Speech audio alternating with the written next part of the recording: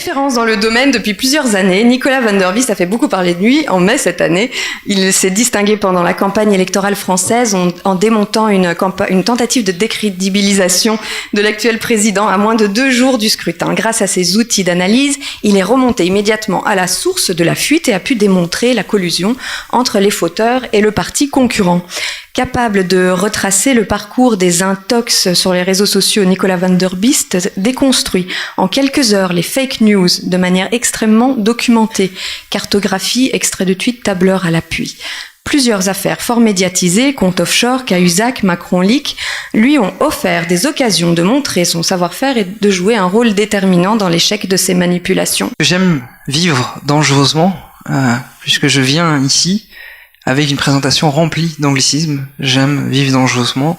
Et donc j'espère que vous m'excuserez, mais ce sont des mots justement qui ont toute leur place et qui peuvent après faire l'objet de francisation ou autre. Mais pour l'instant, seul mot qu'on a, et c'est déjà assez compliqué de le faire passer, on a de plus en plus dans la presse qui l'utilise, c'est astroturfing par exemple, qui dans le Figaro a une fois été appelé cloud surfing. Cloud surfing, on va surfer dans les nuages. Quand il n'est pas la plupart du temps écrit astro-surfing au lieu d'astroturfing, mais on fera la généalogie, etc. Je vous expliquerai tout ça. Qu'est-ce qui se passe du fait que de simples analystes pour des crises d'entreprise sur les réseaux sociaux, de simples bad buzz, un autre anglicisme, on est passé finalement vers un monde où je me retrouve un vendredi soir à décrypter comment est-ce que il y aurait une prétendue influence russe sur une élection. Et du coup, c'est un vrai questionnement pour moi qu'il a fallu d'abord se poser. Voilà, après mai, toutes les sollicitations étaient les japonaises aussi. Donc, ce qui est bien, c'est que maintenant j'ai une revue de presse dans tous les pays. Si j'ai envie d'aller faire du tourisme de business, j'ai de quoi envoyer en termes de revue de presse. Mais il fallait que je me pose. Et pour moi, le premier constat, c'est que la presse est en crise. Je pense que c'est assez clair. Malgré certaines annonces, on a encore aujourd'hui les annonces du CIM. Vous savez, c'est une étude qui est menée sur l'audience des médias.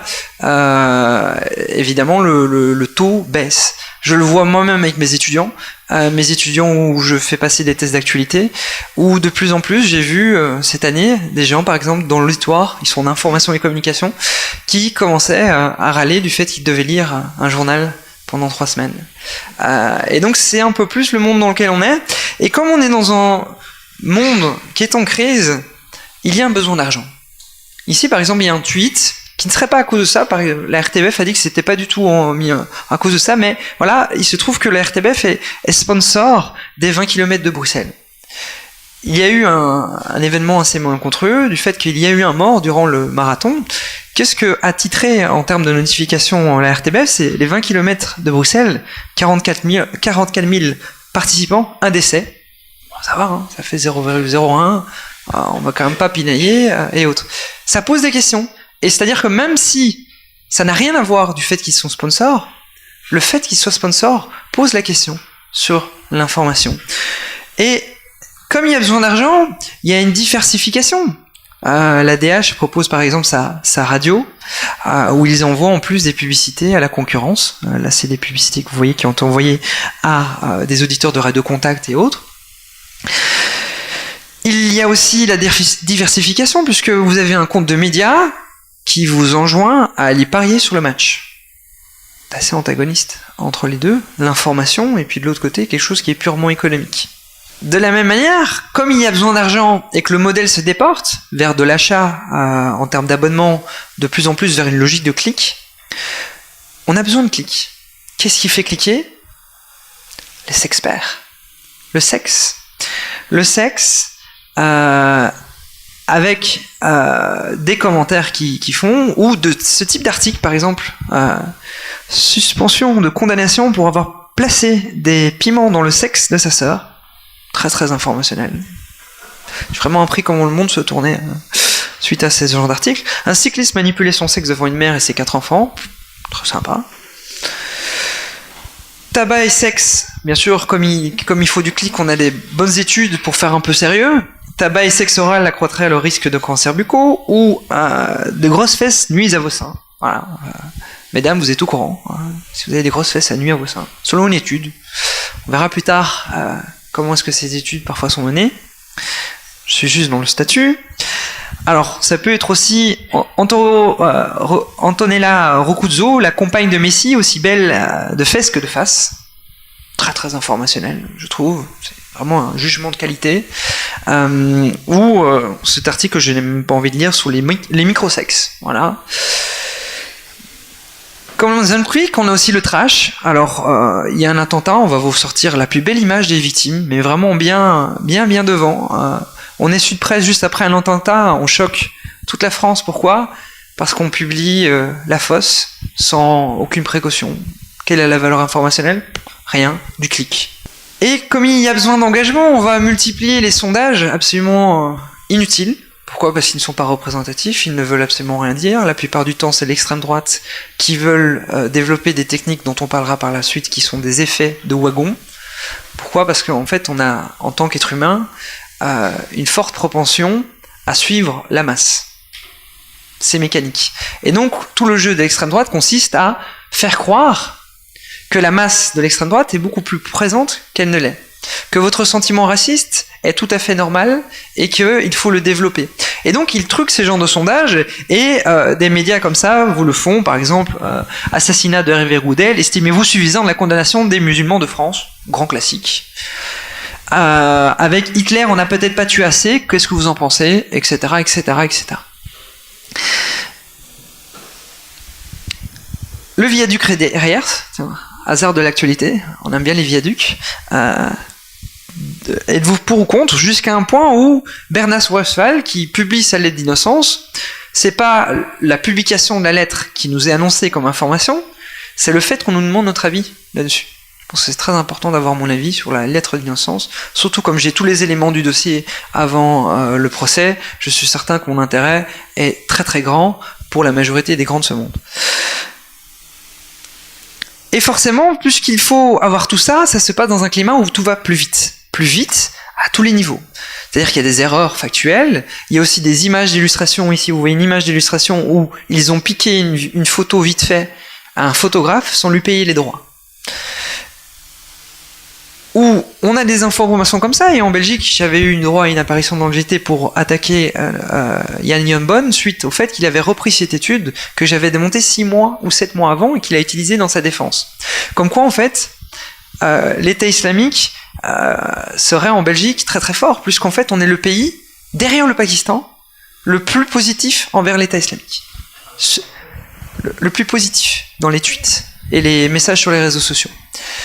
Et quand on va voir l'étude, on va voir la comparaison. Alors c'est très très difficile en premier lieu de voir une étude. Pourquoi ? Parce qu'en fait, vous allez voir ici un multiple jeu de citations où en fait les sources sont complètement différentes. On a fait un micmac, un hamburger d'informations, où de un, j'ai une première source qui est la source primaire, j'ai des sources secondaires, et puis après j'ai encore une autre source primaire d'une autre étude. Et donc c'était très très difficile de remonter à l'information, et quand je remonte sur l'information, je trouve qu'en fait, l'étude a considéré 30 messages sur les réseaux sociaux. 30 messages. Avec un algorithme de tonalité qui ne vaut absolument rien, puisqu'on met un humain et un robot l'un en face de l'autre. On leur demande, face à un message, de dire « Trouvez-vous que ce message est positif ou négatif ?» Entre un humain et une machine, il y a 30% d'écart. Donc, il y a déjà des biais là-dedans. Évidemment, sur ces 30 messages, vous aviez peut-être un certain pourcentage de positifs. Si vous le comparez avec des pays qui en ont 50 000 dedans, c'est un peu tronqué et donc le classement est totalement nul. Et il est certifié par plusieurs médias. Et en fait, en faisant le chemin des médias, je suis arrivé à remonter la source et à voir qu'en fait, ce n'était pas du tout un média qui était un média de référence allemand, qui mentionnait cette étude, mais en fait, une étude d'une boîte de consultance italienne qui voulait juste se faire de la publicité là-dessus. Et du coup, en fait, comme la presse elle est en crise, c'est pas le cas de tout le monde. Il y a des entreprises qui se portent très très bien et qui donc ont très très bien compris le jeu dans lequel on se trouvait, puisque c'est toujours le jeu du gendarme et du voleur. À partir du moment où vous remarquez que vous pouvez faire un forfait et que vous pouvez vous en sortir, forcément, il y en a qui tentent le coup. Et ils développent du coup, en tant qu'entreprise, des techniques que j'appelle l'artefact de communication. Alors, je vais m'expliquer ce que c'est. en anglais. Oui, j'ose. Quand on était petit, on dit « ne nourrissez pas le troll, don't feed the troll ». Et en fait, de plus en plus, les marques vont migrer vers un modèle qui est « il faut devenir un troll ». Devenez un troll. Je vais m'expliquer avec des exemples très très concrets. Il y a d'abord le faux bad buzz. Alors, faux bad buzz, vous voyez ce que c'est un bad buzz, mais en gros, c'est quand il y a beaucoup de réactions négatives à l'encontre d'une organisation par le biais des réseaux sociaux. Et généralement, c'est la presse qui vous en parle pour dire tous les réseaux sociaux sont en feu, ils sont contre une marque, elle a fauté, etc. Exemple, la prétendue marque publicité raciste que Dove a eue. Et le faux bad buzz, c'est quoi? C'est jouer exactement sur le même phénomène, sauf que vous maîtrisez tout le processus. C'est-à-dire que concrètement, vous allez jouer sur un événement passé ou sur des valeurs qui sont identifiées comme étant très chrysogènes, l'écologisme, le féminisme, tout ce genre de choses. Vous allez attendre que ça monte au niveau des commentaires, et puis pile avant que ça descende, vous allez faire votre message, annoncer un nouveau produit ou autre. Ça paraît encore complexe pour vous, je vous assure un moment, c'est juste pour vous montrer comment est-ce que ça se passe. Après je vous montre des exemples très très concrets. En voici un. C'est la marque Honey-Mate. Alors, je ne sais pas si vous voyez ce que c'est la marque Honey-Mate, c'est une marque aux États-Unis de biscuits. Je vais vous raconter un peu ce qu'est la marque Honey-Mate aux États-Unis, mais en gros, c'est quand plus ou moins vous êtes avec votre grand-mère, si vous en avez encore une ou autre, elle vous apporte le café avec un biscuit, et on se demande toujours est-ce que le biscuit est encore bon, ça fait combien d'années qu'il traîne dans le tiroir, je prépare le numéro de l'antipoison, etc. Bah ça, c'est les biscuits Honey-Mate. Vraiment des vieux biscuits et autres. Ils décident de faire aux États-Unis une publicité où ils mettent en scène une famille d'homosexuels pour dire notre produit c'est essentiellement ça, etc. Aux États-Unis, pays très catholique, beaucoup de réactions, et donc il y a un bad buzz. Bad buzz qui est maîtrisé, pourquoi? Parce que 2 semaines et demie après, ils publient une autre vidéo, ils disent voyez vos commentaires, on a décidé de les imprimer et on les a enroulés.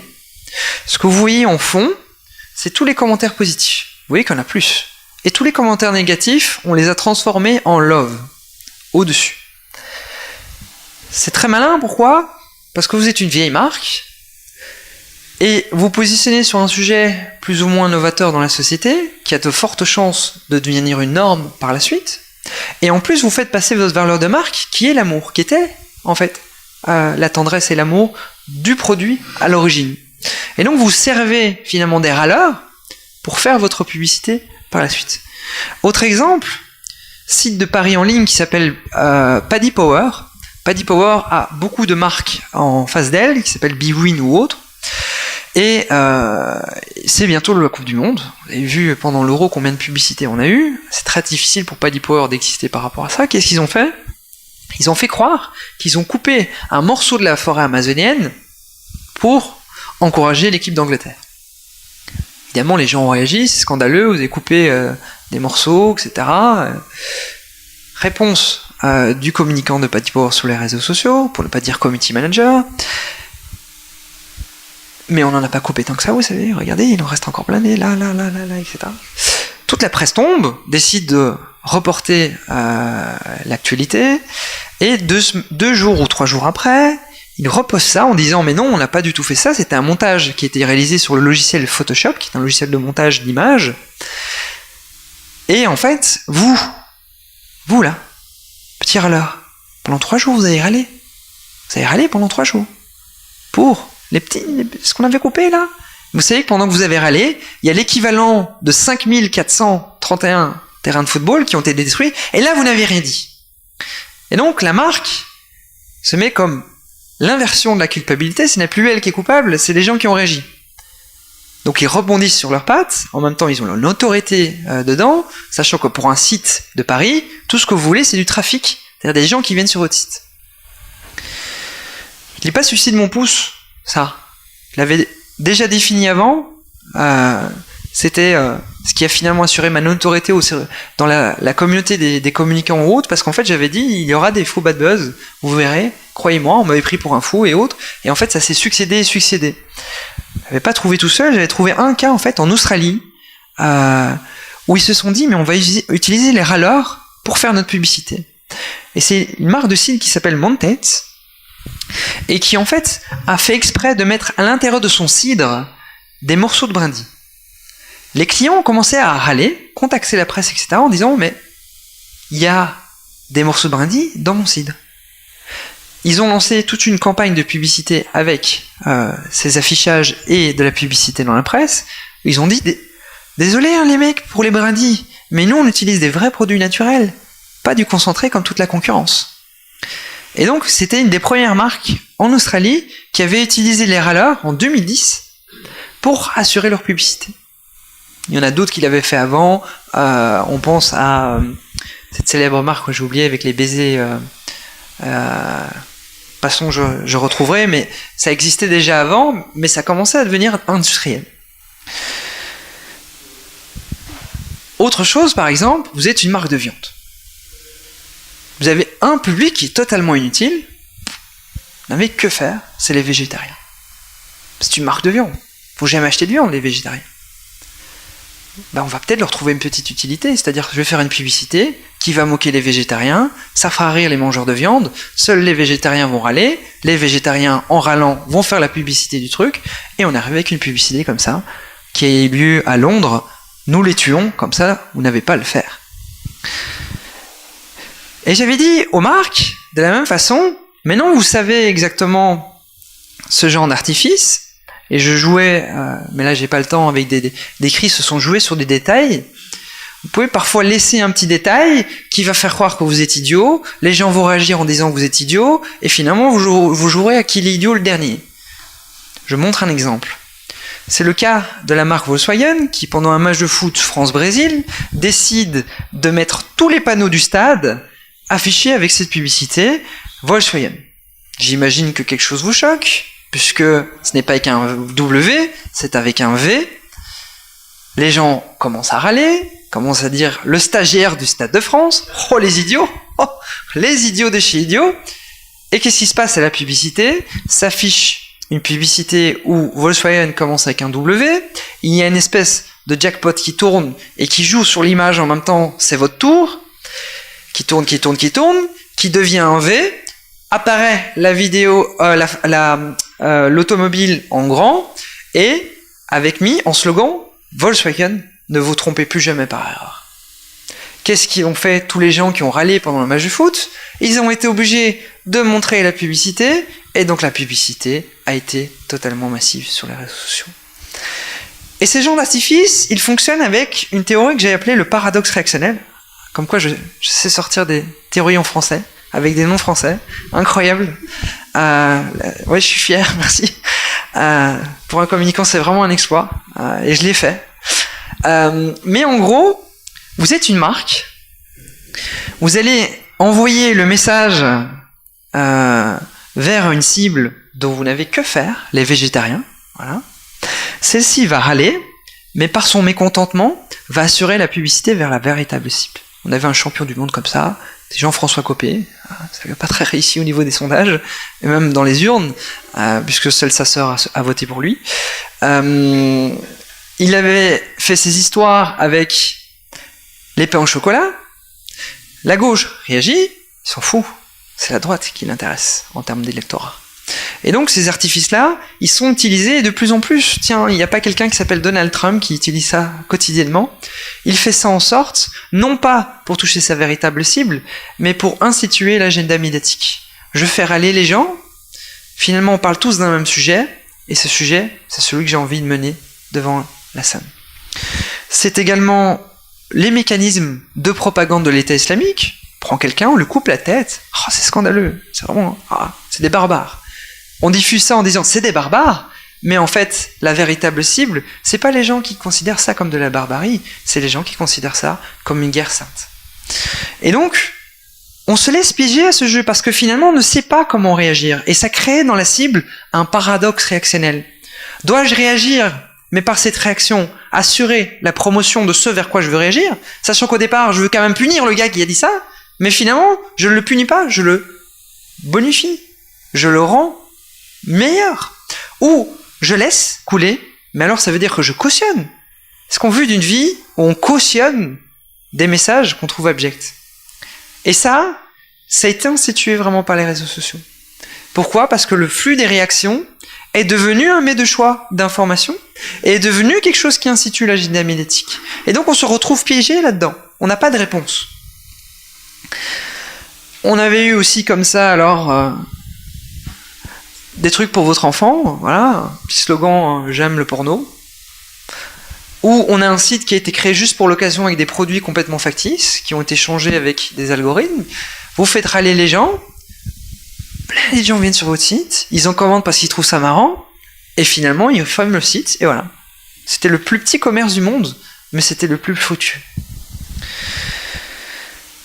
Comme il n'y a pas que ce mécanisme de faux bad buzz, je vous ai dit aussi l'actualité, la presse qui est en crise, la presse de toute façon se nourrit de ça, mais on peut utiliser la presse directement comme vecteur. Comment est-ce qu'on peut le faire? Avec les fausses nouvelles et la fausse étude, que j'ai mis news. Je suis désolé. Zut, le librido serait trop efficace. Qu'est-ce que le librido? En fait, c'est le Viagra féminin.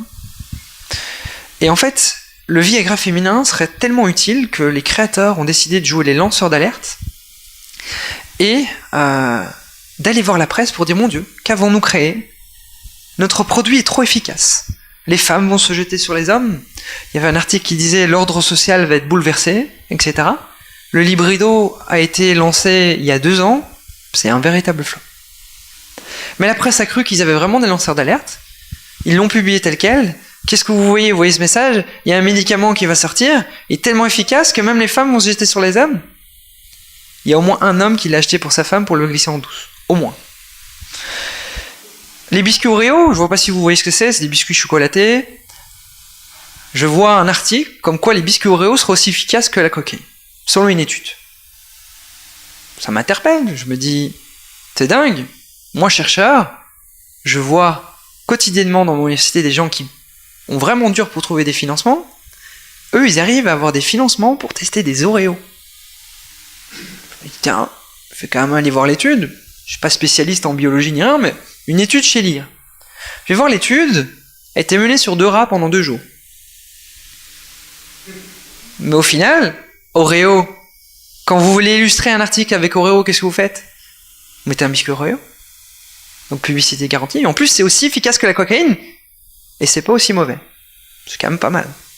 On avait eu aussi une nouvelle qui des fois choque. Et je tiens quand même à le prévenir avant de la lancer. Mais savez-vous que Hello Kitty n'est pas un chat? Tout le monde a survécu. Vous voyez, Hello Kitty, c'est un petit personnage de comique, de bande dessinée et autres. Et il ne serait pas un chat. Pourquoi? Parce qu'elle a un chat elle-même. C'est logique. Et en fait, dès la deuxième ligne de l'article, vous apprenez qu'Hello Kitty fait une exposition spéciale à travers toute l'Europe, etc. Et donc vous avez de la publicité facilement. Nintendo a fait exactement pareil il y a 1 mois, en disant que, oh mon Dieu, Mario, son égérie plombier, n'était en fait pas un plombier. Bah non, il joue au volleyball, au basket, au sport, il peut plus être un plombier. Il a changé, il a évolué. Et donc, c'est tous ces artifices comme ça qui sont utilisés par les entreprises pour avoir de la visibilité dans la presse. Ma préférée, et qui explique plus ou moins tout, c'est celle du camembert président aux États-Unis. Vous êtes camembert président aux États-Unis, vous devez communiquer sur Twitter et avoir des retweets. Ah, ça c'est pas simple. Ils décident de faire venir dans ce processus de création publicitaire un journaliste de Slate pour suivre tout au long tout le processus. Ils font venir, brainstorming, tout ça, encore un mot anglais. Ils en arrivent après 4 heures dans une salle à se dire qu'il faut dire que le camembert président se sert à température ambiante. C'est vraiment ça le message. Avec ça, on va vendre beaucoup de camembert. Le journaliste part, il revient après pour d'autres processus, envoi de courrier avec le client, tout ça, etc. 44 jours passent, le tweet sort enfin. Envie d'un camembert président, servez-le à température ambiante avec vos amis, ce sera encore meilleur. Évidemment, ça mobilise personne partage, personne réagit, rien. Mais en fait, la publicité, c'est pas le tweet en lui-même. C'est le journaliste qu'on a fait venir pendant 44 jours à nous suivre, et qui va écrire un article 44 jours pour écrire un tweet, retweeté 0 fois. Qu'est-ce qui se passe? Tous les gens cliquent sur l'article, découvrent que ça sert à température ambiante. Un jour après que l'article soit sorti, le tweet avait 144 partages. D'un coup. C'est cet artifice-là, c'est-à-dire que qu'importe le flacon, pourvu qu'on fait passer le message. Il y avait par exemple exactement la même chose dans le journal The Sun. Vous voyez plus ou moins ce que c'est. Il y a une page assez spéciale dans le Sun qui est une page où généralement il y a une femme nue. Ça fait des années que les féministes se battent contre cette page. Tout d'un coup, on ne découvre plus de femmes nues dans le journal. Ça commence à se mobiliser. On a des journalistes qui disent que le Sun va l'abandonner, etc. Ça crée une véritable polémique. À long terme, on fait tout l'historique. On montre le féminisme. Il y a des associations qui viennent, qui s'expliquent, etc. Et puis après, 3 jours, on a cette photo-là avec un clin d'œil et avec un encart tout au-dessus, de dire on est très très content que la presse n'a plus que ça à faire. Ça nous rassure et ça nous dit que la presse nous lit. Mais ne vous inquiétez pas, il y aura toujours la babe dans la page XX. Ça peut parfois servir des bonnes causes. Il y avait un compte sur Instagram avec je sais pas comment est-ce qu'on peut dire, c'est une utilisatrice d'Instagram qui se mettait en scène en photo. Et dans chaque photo très très esthétique, elle avait la particularité en fait d'avoir un verre d'alcool. Petit à petit, ça commence à attiser un peu l'énigme, et un journaliste a décidé de faire un article. Les gens commencent à chercher et autres. Et en fait, après, l'association qui lutte contre l'alcoolisme a eu une ouverture dans la presse grâce à ça. Elle a pu faire passer ses messages. Mais les champions du monde, toutes catégories, il reste Ryanair. Ryanair, c'est les champions du monde. Chaque année, ils le font. Chaque année, la presse tombe joyeusement dedans. On va faire voyager en debout. On va faire payer les gros 2 fois. On va mettre des pornos sur l'iPad. On va faire ci, on va faire ça. Rien du tout. Une des dernières en date était une fameuse boulette, soi-disant, où les États-Unis allaient être payables à 14 €. L'œil du 20h de France 2 se pose, décide d'envoyer tout le monde sur place, et surtout à Air France, pour leur demander mais comment est-ce qu'ils y arrivent, et vous, pourquoi est-ce que vous êtes si nuls? Le week-end passe, le lundi, manque de bol, c'est la Saint-Patrick. Et ils sont en Irlande. Pas pur. Mardi, ils disent ah mais non, vous avez pas du tout compris. Non, c'est pas du tout ça. Non. C'est une mauvaise communication, mais on la voit juste maintenant. Pourquoi? Parce qu'en fait, c'était le week-end, et le lundi, c'était la Saint-Patrick, et autre. Et ils ont de nouveau floué toute la presse, de la même façon qu'ils le font chaque année. Bon, là, je pense que ce qu'ils ont eu très récemment, c'est pas de leur fait. Je pense que là, vraiment, c'est une vraie crise. Il y a eu également d'autres trucs, je vais passer très très vite, mais Amazon aurait livré par erreur, c'était combien? 4 000 € de cadeaux à un pauvre étudiant. Juste avant Noël. Hein. Et dans l'article, cliquez, vous apprenez en fait qu'il a reçu une TV, un ordinateur, tout ce que vend Amazon, couverture mondiale pour 4 000 €. Parce que je sais pas vous, mais moi je commande pas 4 000 €. Et là, on a un étudiant qui reçoit tout d'un coup 4 000 € de cadeaux juste avant Noël. Et comme par hasard, ça arrive dans la presse partout.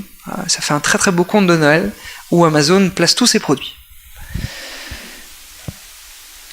On avait un des champions comme ça dans l'Assemblée nationale française, qui s'appelle Lucien de Gauchy, qui est surnommé le Canari jaune.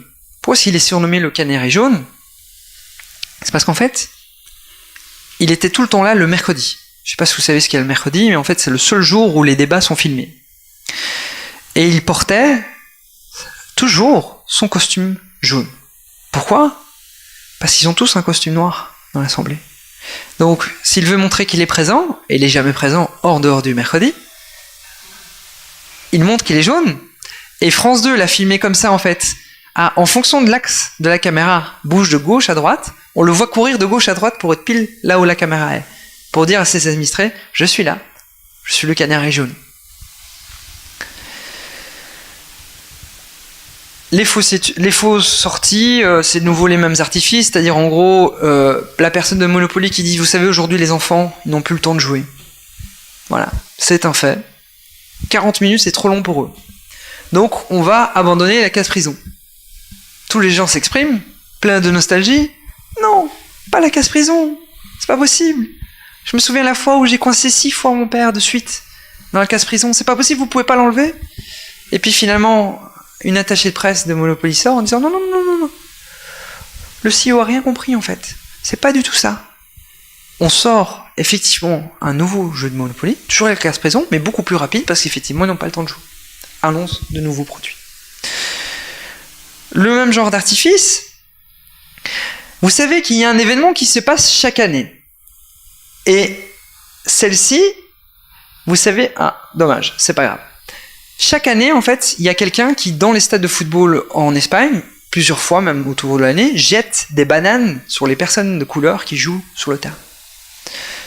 Qu'est-ce qu'ils ont dit? Ça arrive chaque fois. Cette fois-ci, on prépare un plan. Si tu as un poteau de corner, tu peux récupérer la banane, la manger, et ça va faire le tour du monde. Et effectivement, vidéo, ça fait le tour du monde en termes d'articles, mais c'est pas là où est le plan. Le plan, c'est que vous aviez déjà 20 footballeurs de haute voltige qui ont fait une vidéo avec une banane, avec un enfant sur les genoux, et avec un slogan qui est « Nous sommes tous des singes ». Et ça, c'est malin, parce qu'on aura une visibilité, deuxième visibilité, et en plus, l'association pourra faire passer ses messages. Et on en arrive du coup à mon fameux mot, ça y est, on a passé le cap, l'astroturfing. Alors pourquoi astroturfing? Faire la généalogie du mot, mais en fait, ça vient d'un produit de Monsanto qui s'appelle l'astroturf.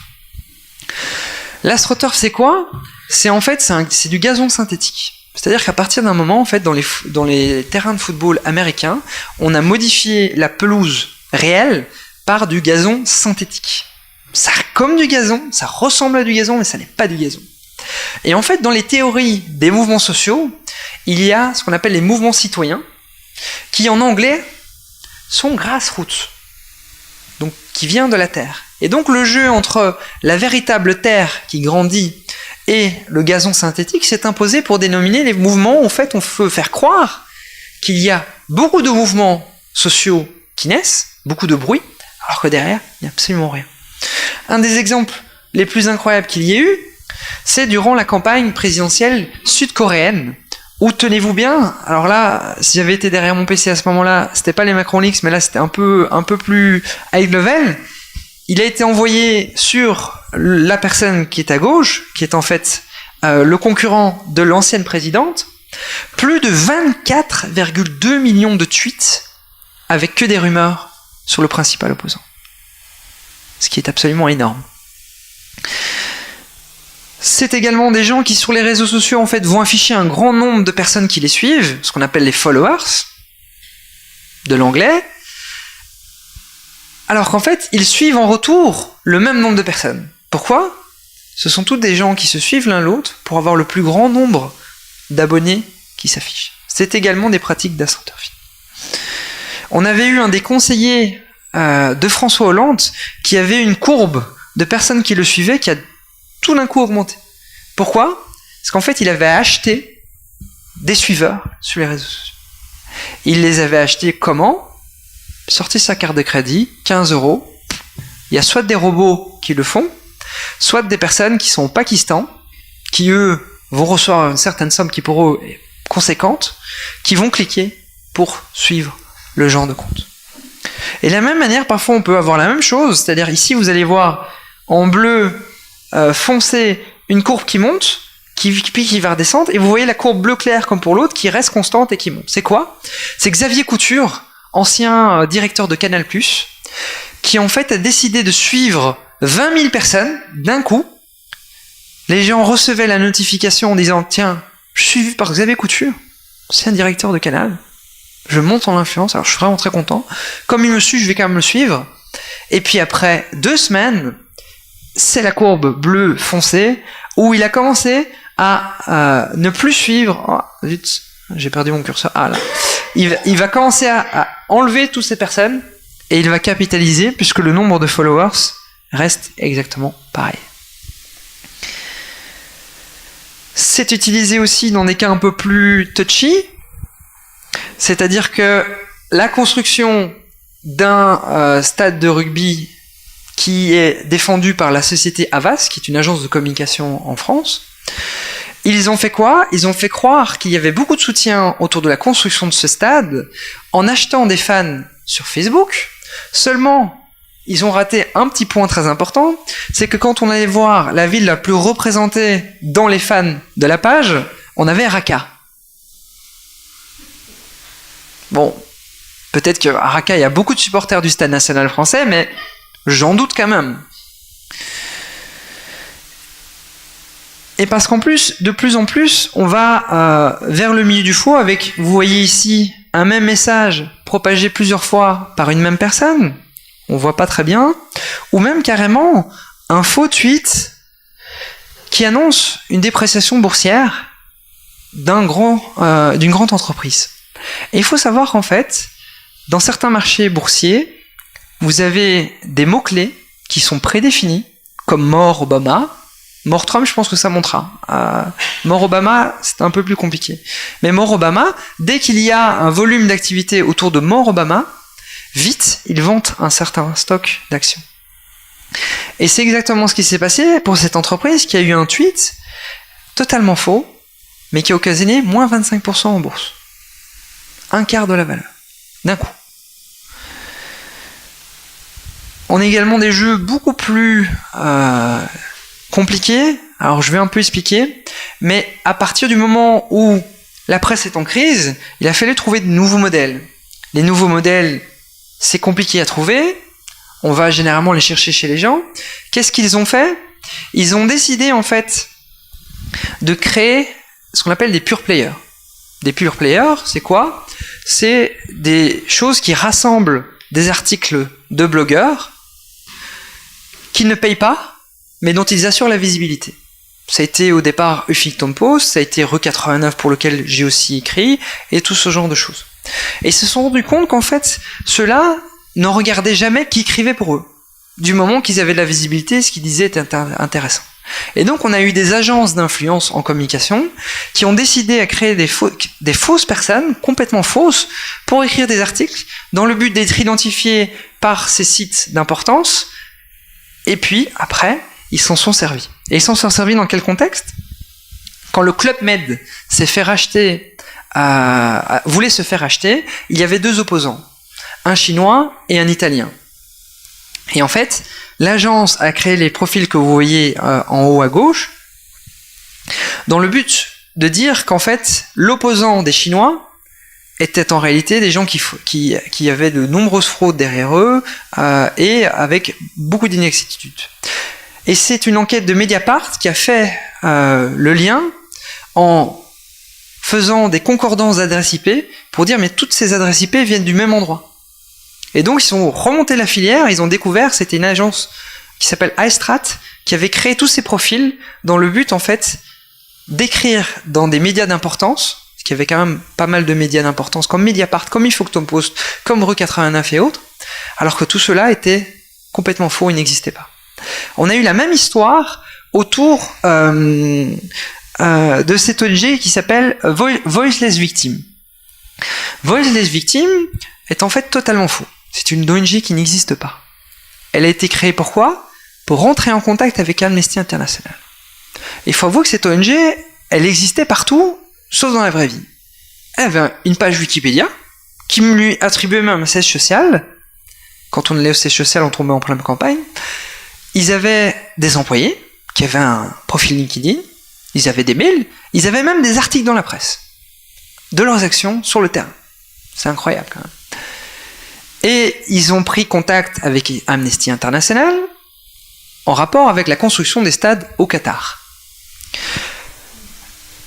Tout se passe bien, jusqu'au moment, en fait, après 4-5 mois d'interaction, tout ça,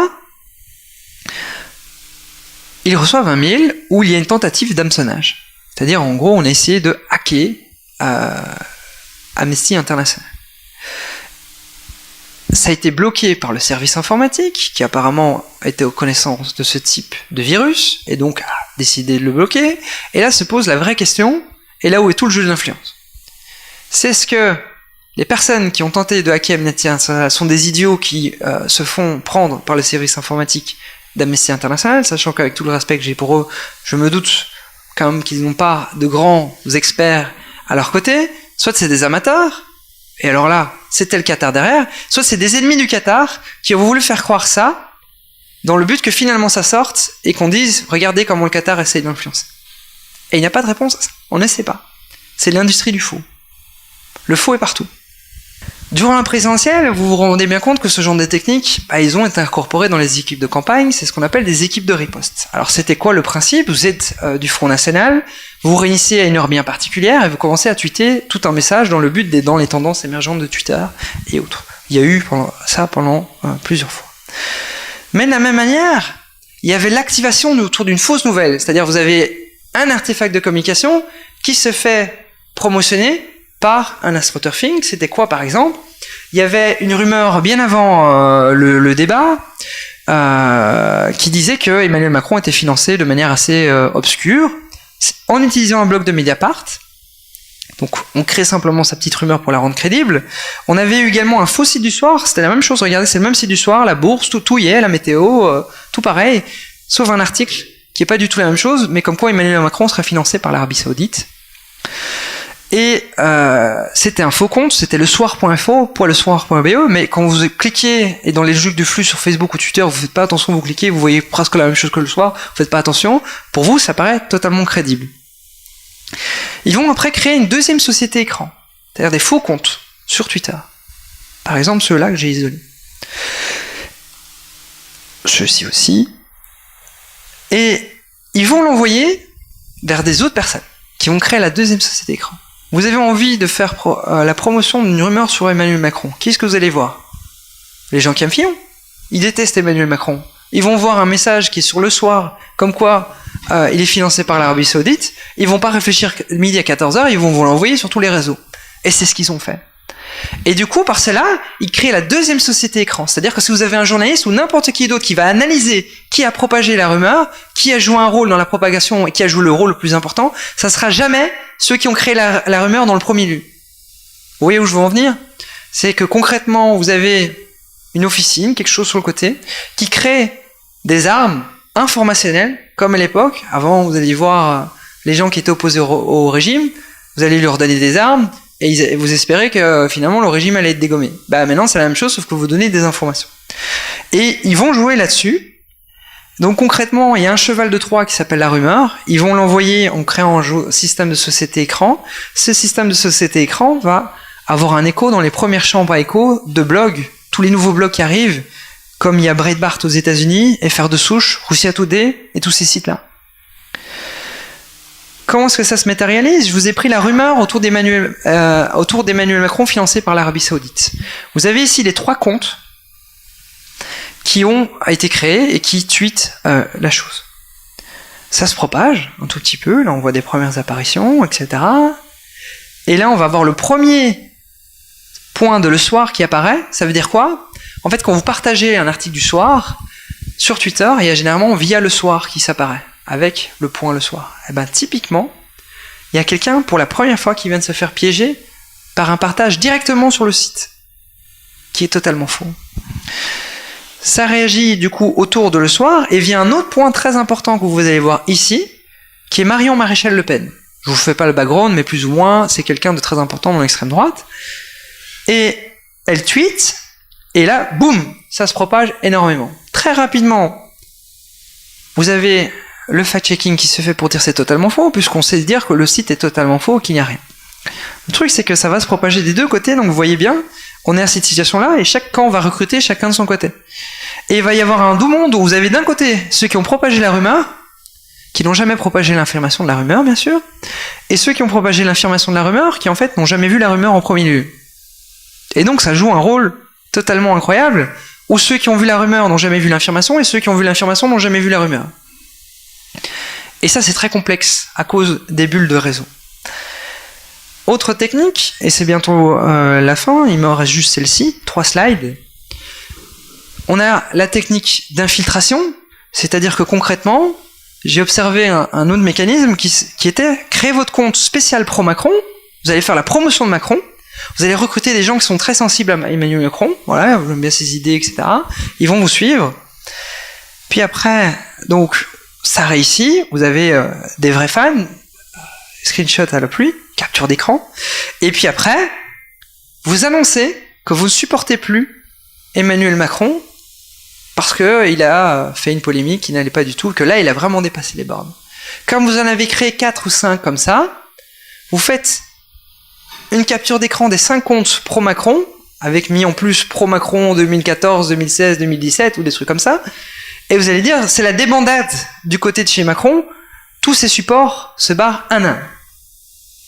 Manque de peau, et c'est vraiment la chance, et c'est vraiment l'enseignement de la présidentielle, c'est qu'heureusement, jusqu'à présent, ils sont pas très très malins, les gens d'extrême droite. Pour le dire un peu plus criment, ils sont quand même très très cons, même.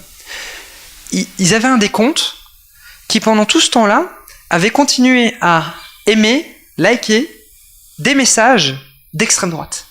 Et donc, en fait, on a pu voir que c'était un compte qui, pendant tout ce temps-là, était un faux compte. Et donc, on a pu le montrer et le démontrer que ces comptes-là n'étaient jamais en premier lieu des fans d'Emmanuel Macron. C'était la même chose avec la rumeur des Bahamas, elle était super mal faite. C'était la même chose avec la propagation des Macron Leaks, où ça vient des États-Unis. C'est pas très très malin, surtout quand vous le faites passer par Jacques Posobiec. Jacques Posobiec qui a été connu pendant l'élection américaine pour avoir propagé une rumeur autour d'un réseau pédophile dans le Parti des démocrates. Donc vous voyez plus ou moins d'où ça sort et autres. Donc c'est l'enseignement, c'est qu'ils sont pas malins. Mais si on doit conclure, je dirais que on a remarqué que la presse elle est en crise et que dans un premier temps les entreprises l'ont compris.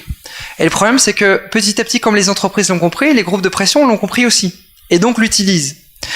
Et donc il va falloir aller au-delà du bruit, au-delà de ce qui est produit en termes de masse de commentaires, mais sans se faire piéger par celui-ci. C'est-à-dire qu'à un moment, s'il y a du bruit partout, on vous cache tout, on ne vous montre rien, c'est les thématiques du complot.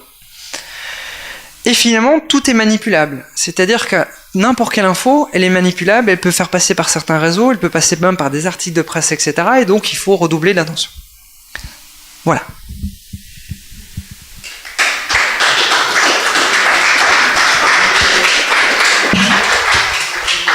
En fait, les réseaux d'extrême droite, ces réseaux-là, ils ont une grande faiblesse, une énorme faiblesse. C'est le fait qu'ils ont un petit réseau. Non, mais je vais arriver à la question. Ils ont un petit réseau, très très petit. C'est-à-dire que si on fait vraiment l'étendue de la chose, ils se parlent à eux-mêmes et à eux-mêmes. Et en fait, ce qu'ils cherchent, c'est à se déporter d'une communauté et de petit à petit faire l'institution du doute. C'est le but final. C'est instituer le doute. C'est faire que finalement les institutions seraient remises en cause. Et là, tout peut circuler et tout va se mettre. Et évidemment, là, l'anonymat peut s'instituer et autres. Maintenant, moi, je ne serais pas à dire il faut faire la fin de l'anonymat, tout ça, etc. Je suis à dire, pour l'instant, on n'a pas à avoir peur. Pourquoi ? Parce qu'ils ont cette faiblesse-là, qu'ils sont uniquement sur un petit réseau, et que si on arrive à contrer la propagation avant que ça arrive vers les gens normaux, entre guillemets, je mets des grands accents circonflexes, les gens normaux, si on dit avant que la rumeur arrive dans cette communauté-là, vous allez recevoir une information, cette rumeur elle est fausse, alors ils ne l'iront jamais. Et pour l'instant, c'est ce cas de figure-là. C'est-à-dire que concrètement, si on fait vraiment le mapping des Macron Leaks, on a vraiment un réseau d'extrême droite où il n'y a que l'extrême droite qui le voit, et en plus très ancré aux États-Unis, et je propose un autre truc, et je crée une propre communauté qui va propager. Sauf que la mienne, c'est les gens neutres qui auraient pu être influencés. Eux, ils n'iront pas voter Emmanuel Macron de toute façon. Et donc, c'est vraiment cette tension-là. Mais effectivement, peut-être qu'à un moment, la question de l'anonymat va se poser. De toute façon, la question de la législation, elle va se poser. En Allemagne, par exemple, ils ont déjà créé des lois qui sont pour moi inutiles, parce que de la même manière, si on supprime le contenu, si on supprime les contenus des rumeurs et autres, mais on ne combat pas les contenus. On ne fait que finalement enlever des règles. Ça, c'est une chose. De deux, la législation elle est tellement lente que le temps que ça arrive dans un tribunal, on aura déjà 48 autres fake news qui seront passées. Troisième chose, la bonne nouvelle du compte, c'est que par le fait qu'on puisse observer les choses et en ayant les données, en pouvant matcher les choses et comprendre comment ça se passe, etc., on peut le combattre. Mais non, imaginons, et je l'ai déjà observé parce que j'avais observé les réseaux de l'État islamique il fut un temps, dans une autre carrière, on a banni tous les personnes de l'État islamique qui étaient sur Twitter du jour au lendemain, ils ont trouvé des artifices qui étaient absolument malins, vraiment, pour revenir, etc. Et ce qui fait que ça a été plus compliqué pour les observer de manière massive et facile. Toujours moyen de les observer, mais c'est plus compliqué. Moi, la grande peur que j'ai, c'est qu'ils arrivent à faire ça sans Twitter, mais sur Facebook. Vous allez dans un groupe, petit à petit, vous faites un réseau, hein, et vous, par ce petit réseau, vous arrivez à finalement faire buzzer n'importe quoi et avoir les mêmes mécanismes que ça, mais sans personne qui puisse regarder les choses. Ça, c'est le grand danger pour moi. C'est qu'ils se déportent d'un réseau public, parce qu'ils ont besoin du côté public. Imaginez, vous êtes en Pologne, dans une usine à trolls, comme ils disent, vous devez faire buzzer quelque chose sur une thématique en France. Vous n'avez rien. Avec Twitter, c'est facile. Tout est public, tout est ouvert. Vous avez besoin du public. Mais ce qui me ferait peur, c'est au moment où ils vont commencer à avoir des stratégies privées, où ils vont faire passer par le même réseau, en ayant le même résultat, mais nous, on n'aura rien pour surveiller, on pourra rien voir comment ça s'est passé. On pourra juste constater les dégâts, de dire, ah, elle a été partagée 40 000 fois.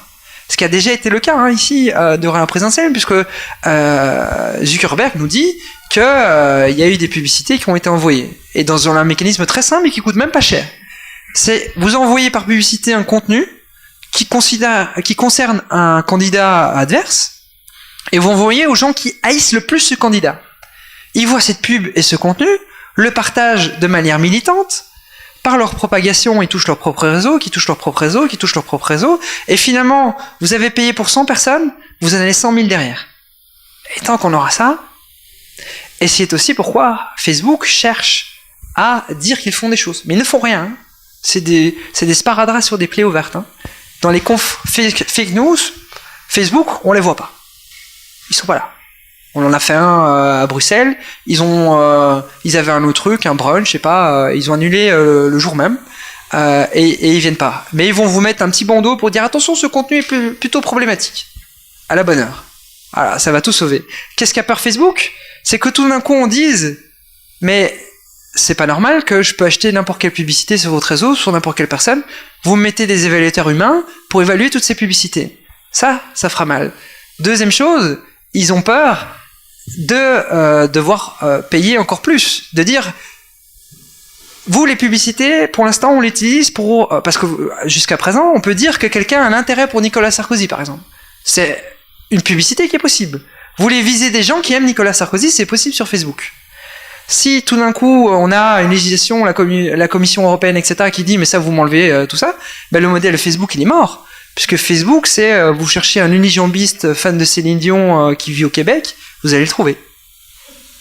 C'est ça la logique de Facebook. À partir du moment où Facebook c'est juste, vous allez pouvoir envoyer une pub sur Facebook, mais juste pour les femmes de 30 à 40 ans, Elle Belgique, ça sera toujours plus intéressant. Hein. Ils auront plus de temps que sur leur timeline Facebook. Donc c'est ça qu'a peur Facebook.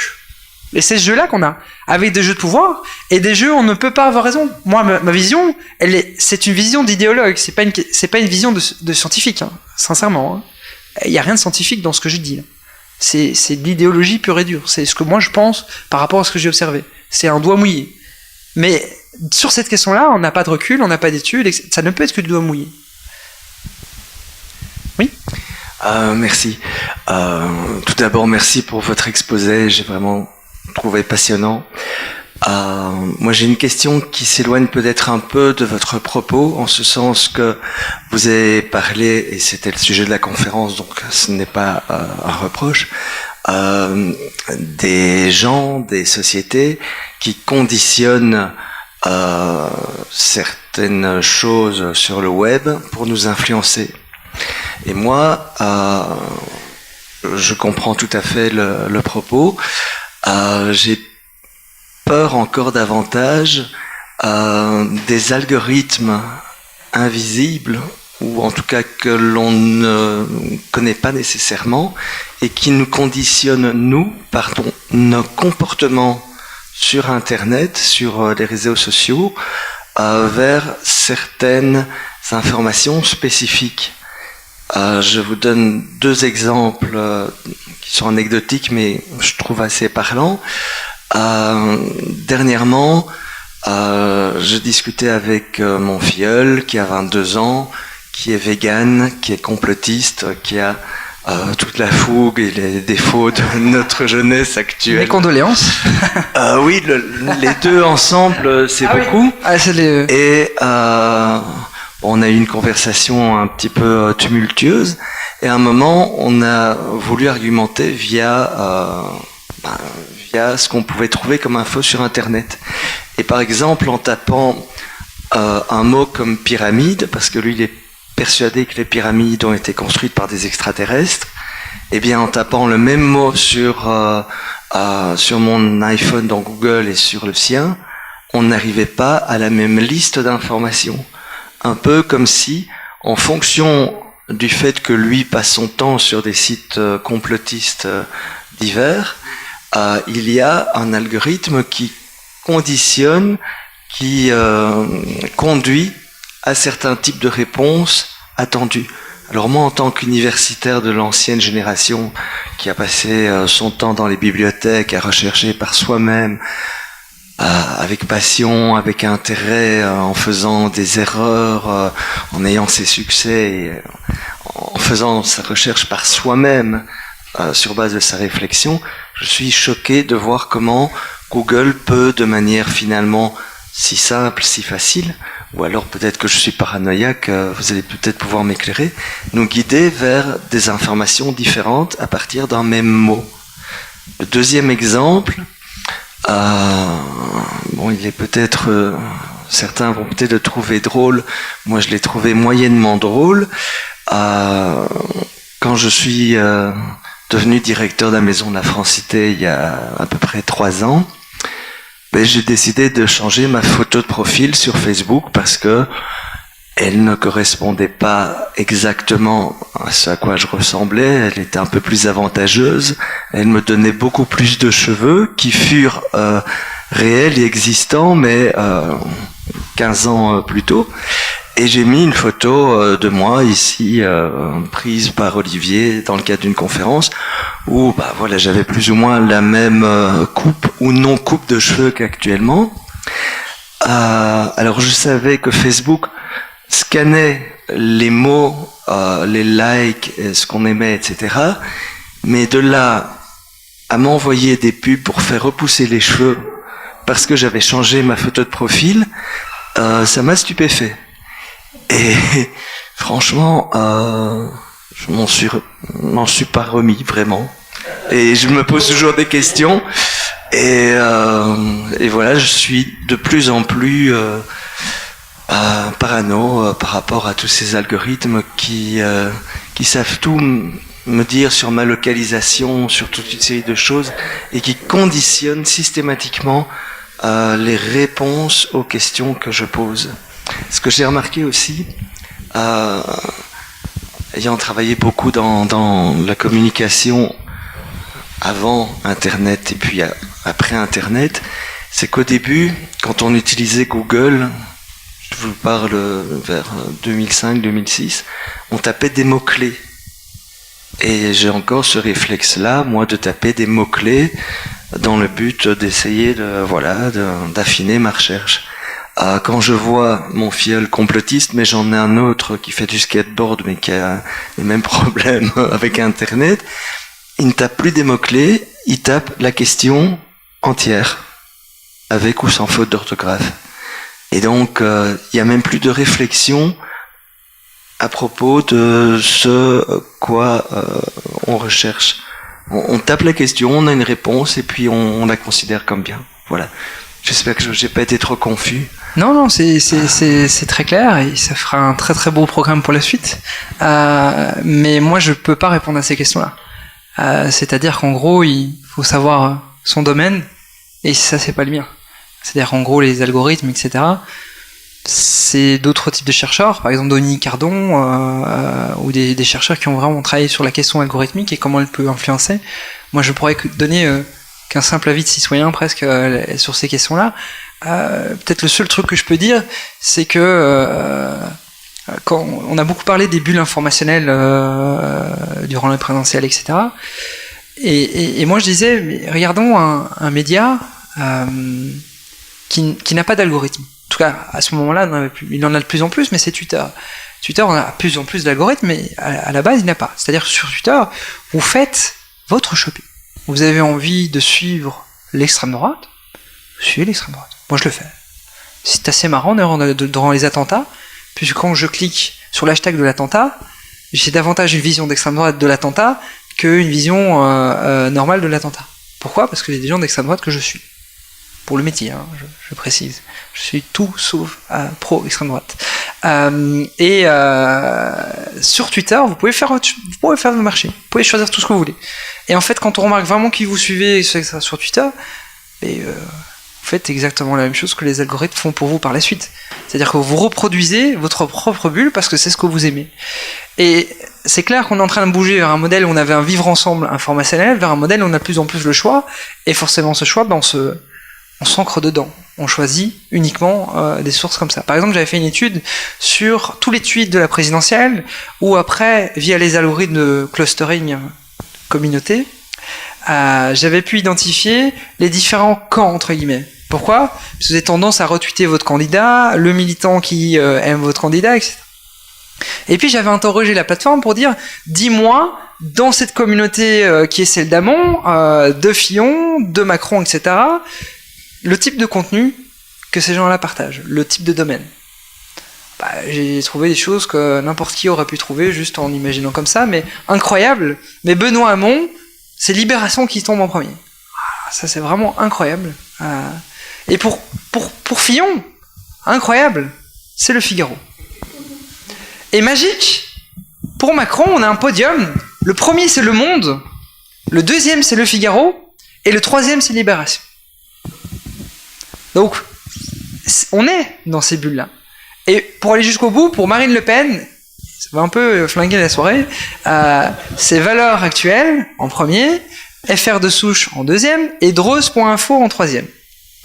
Ce qui vous situe quand même le niveau, et s'il consulte comme type d'information. Mais on choisit parce que tout simplement, on n'a plus le temps, on a une certaine paresse intellectuelle, on a des biais de confirmation, et ça je peux le dire parce que j'observe. Mais sur la question des algorithmes, sur qu'est-ce qu'il y a derrière, je n'ai absolument rien de scientifique, rien d'observable, rien d'intelligent à dire. Rien. Je peux juste vous dire que je sais qu'avec une autre casquette qui est plutôt celle du consultant ou autre, on me dit que quand Facebook met une publicité, par exemple dans certains pays, ils ont le droit en fait de fusionner votre carte de fidélité avec la base de données de Facebook. Ils ont le droit. Qu'est-ce qu'ils font ? C'est tout simple. Vous avez renseigné un mail pour votre Facebook, vous avez renseigné un mail dans votre carte d'identité. Et donc forcément, il va dire c'est la même personne.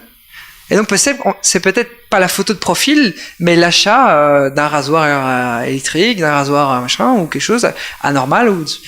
En Belgique, il n'y a, à ma connaissance, pas encore ce genre de choses, mais je crois que ça n'est pas interdit non plus. Il faudrait que je regarde, là franchement c'est complètement hors sujet, et je suis pas certain de l'information que je donne, et j'ai pas envie de répercuter des fake news, mais en tout cas en Australie par exemple, ça se fait.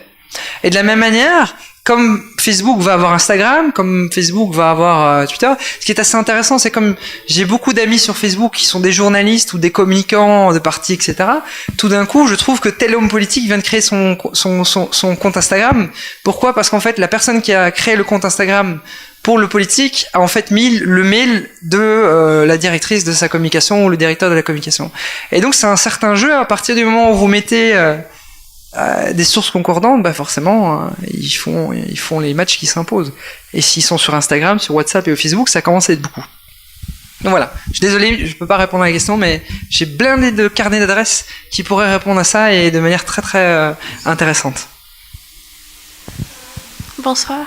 Pardon. Au cours de votre présentation, vous avez mentionné le nom de Dove, qui en ce moment fait un bad buzz concernant sa pub, on va dire raciste. Est-ce que pour vous c'est un faux bad buzz de la part de Dove ou quel est votre avis dessus ? C'est encore pire. Et là, c'est mon autre carrière, mais celle-là, c'est celle de ma thèse. Parce que j'ai, par exemple, pour mon université, parler de fake news, etc., c'est pas ma thèse, donc c'est pas forcément très important. C'est bien, hein, ça fait de la service à la société et tout ça, mais c'est pas très important. Là, Dove, c'est ma thèse. hop, c'est important, et c'est ce qu'il faut changer. Dove, c'est encore plus intéressant. Dove, c'est quoi? C'est une publicité que eux font, au départ, animée, où vous avez une personne qui est rousse, une personne qui est blanche, et une personne qui est noire, de peau. Et Dove, qui promeut la diversité, etc., veut faire une publicité pour dire qu'importe votre couleur, le fait que vous soyez roux, etc., vous avez tous Dove. C'est ça la base du message. Et pour l'exprimer, en fait, ils font en sorte qu'il enlève le t-shirt et le pull, et puis après, quand le pull est enlevé, elle change de peau de couleur, de couleur de cheveux et de couleur de pull. Il y a une activiste qui décide de faire des captures d'écran très intéressantes, de le moment où on la voit noire sur le produit, et puis le moment où on la voit blanche, mais avec le produit genre, en fait, il y a une nouvelle narration qui se crée, c'est grâce à Dove, on a enfin enlevé la saleté. Qui sont des schémas narratifs qu'on a déjà vus dans d'autres cas de crise, qui ont été réels, je pense à une pub en Chine ou des trucs comme ça, mais qui là est complètement factice. On réécrit l'histoire. Mais on l'a réécrit dans un monde où personne n'a vu la publicité de Dove, mais tout le monde a vu la capture d'écran de la militante, et particulièrement la presse. La presse décide de dire, c'est le bad buzz, c'est incroyable qu'on va passer en 2017. Moi-même, je réagis. Pourquoi? Parce que j'étais très occupé, etc. J'ai remis après la vraie histoire en 10 ans. Et ce qui se passe là, à l'œuvre, c'est un processus de cadrage. Et je le montre, j'ai une autre présentation avec des petits jeux même, où les jeux, ça se joue sur des détails, etc. Et particulièrement avec des trucs nazis. Par exemple, Ariel avait mis comme ça sur ses... allez, et là c'est dur de trouver en français en plus. Le packaging, voilà, trouvez vous-même. Oui. Le conditionnement, voilà, le conditionnement qui est celui d'Ariel, il avait mis le numéro 66 en Allemagne. Le problème, c'est que 66, c'est connu par les jeunesses hitlériennes comme étant le code pour dire Heil Hitler. Et sur le côté à gauche, manque de peau, il y avait mis 18 qui veut dire Adolf Hitler dans les mêmes codes. Et donc d'office, Ariel est raciste, et donc ils peuvent changer tout leur conditionnement. Je montre l'exemple comme ça d'une cafetière qui en fait sera une reproduction d'Hitler. Et je vous assure que quand vous voyez la cafetière par rapport à Hitler, vous ne pouvez plus voir la cafetière sans voir Hitler. Et c'est exactement par ça, c'est-à-dire qu'aujourd'hui, par les réseaux sociaux, on est capable de faire un cadrage d'une information tout en croyant que l'information, elle est véridique. Elle est véridique, et d'ailleurs j'explique, et ça va me faire un magnifique pont sur mon truc de témoin secondaire, témoin primaire, où j'explique la différence d'un témoin secondaire et primaire avec un cas que j'ai observé en termes de crise et de cadrage qu'il y a eu. C'est quelqu'un qui décide sur les réseaux sociaux de publier un meuble Ikea qu'elle a trouvé sur le site internet. Vous savez, les meubles Ikea, je vais pas en citer un, là franchement je ne sais absolument rien. Et alors la traduction française du meuble Ikea, je sais encore moins. Mais c'est le zouzouzouk. Et elle a mis sur le droit, à droite de cette capture d'écran du site d'Ikea, un autre truc qui est Google Translate. Où elle a mis le nom du meuble et elle a montré la traduction. Et elle dit, alors là, Ikea, il nous prend vraiment pour des cons. Pourquoi ? Parce que la traduction du meuble, c'est connard. Que fait la plupart des gens dans ces cas-là? Ils voient le cadrage comme ça, la narration comme ça, donc forcément, Ikea nous prend pour des cons, mais ils sont quand même un peu farouches. Surtout qu'il y a des fake news qui sortent, faudrait pas se faire prendre, on va éviter tout ça. Qu'est-ce qu'ils font? Ils ouvrent Google Translate et décident de vérifier par eux-mêmes. Et je vois des conversations, même en dessous, qui disent « ouais, c'est vrai, etc. etc. » Il vérifie, effectivement, le meuble Ikea en question qu'il y a sur la capture d'écran, ça veut dire connard. Le problème, c'est qu'en fait, la vraie information, c'est pas comment le meuble s'appelle sur la capture d'écran, témoin secondaire, c'est comment le meuble s'appelle dans la réalité sur le catalogue d'Ikea. Et c'est pas du tout comme ça que ça s'appelle. Et pourtant, tout le monde a été floué là-dedans. Et donc, c'est ce schéma nouveau, on peut réécrire une histoire avec soi-disant des preuves qu'on va essayer de confirmer ou infirmer, et autres, et finalement, on retombe dessus. D'autant plus après, si la marque s'excuse, ce qu'elle a fait, sans attendre que les médias fassent le mea culpa, ça, c'est catastrophique. Parce que on a de fortes probabilités quand même pour que les gens ont tous vu d'œuvres racistes mais n'aient pas vu la réponse de la marque, ni le petit mea culpa du média que le média mettra bientôt en dessous du tapis, vite au loin, mais qui ne cherchera surtout pas la promotion. Et ça, c'est un vrai problème actuellement sur les réseaux sociaux. C'est le cadrage d'une information. C'est comment est-ce qu'on institue la narration d'une crise. Il y a d'autres exemples comme ça avec Je suis parisienne, par exemple, qui est une blogueuse parisienne qui se fait attaquer par Le Parisien. Pourquoi? Parce qu'elle utilise le nom de la marque La Parisienne, qui est un feuillet avec le journal Le Parisien. Et avant, elle n'avait jamais utilisé le nom de la marque. Et maintenant, elle décide de vendre des produits dérivés The Parisienne. Ça n'a jamais gêné le Parisien, mais là, il faut quand même pas toucher, tu profites de la marque, ça va pas du tout. Ils font ce que n'importe quelle marque fait dans ces cas-là. Assez bêtement, ils envoient une lettre d'avocat. Elle ne répond pas, ils envoient une mise en demeure. Elle fait ce que n'importe quelle blogueuse fait dans ces cas-là. Elle prend la mise en demeure, elle fait une photo de la mise en demeure, et elle décide de poster un truc sur mon blog où elle s'atténue, elle dit « Ce blog, c'était toute ma vie, et le Parisien cherche à me l'enlever, c'est là où je vous ai raconté mon viol, tout ça, nanana, etc. » Bref, soutenez ma liberté d'expression en tweetant « Je suis parisienne ». Très intéressant. Avant, je suis Charlie. Donc c'était un schéma pour la liberté d'expression qui était déjà ancré dans les internautes. Et décide de publier Je suis parisienne, ça se propage, et j'utilise ma technique des réseaux pour montrer qu'il y a un match entre les deux, entre le Parisien et la Parisienne. Le Parisien décide de ne pas communiquer, la Parisienne y va à mort. Le Parisien, 6 heures après, se dit « Ah, on est quand même foutu, mais il n'y a plus qu'une seule parole qui est entendue, c'est la Parisienne. » Et du coup, ils se disent « Sur les réseaux sociaux, c'est mort, tout le monde nous crie dessus, on sera inaudible, on va aller dans la presse. » On rend davantage visible la crise, mais en plus la presse, quand elle va nous interviewer, elle va pas nous parler de droit à l'image. Hein. Ah non, ça c'est tout simple. Première question qu'elle pose, c'est vous êtes un média, vous empêchez une blogueuse d'avoir la liberté d'expression, est-ce que c'est pas deux valeurs contradictoires, etc. Et ils avaient perdu le schéma de narration de la crise. Et donc Dove, ce cas-là, c'est exactement ça. C'est on perd le schéma de narration de la crise, et comme ça se perd dans les flux de l'internet, ben c'est perdu. Maison de